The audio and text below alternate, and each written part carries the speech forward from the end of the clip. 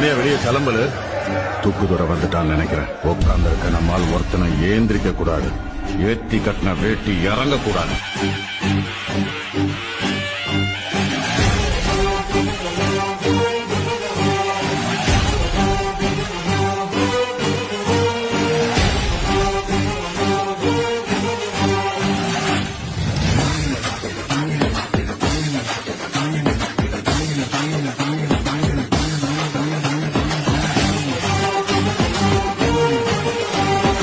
எதிர்கட்சித் தலைவர்களுக்கும் என்னுடைய வணக்கத்தை தெரிவித்துக் கொள்கின்றேன்.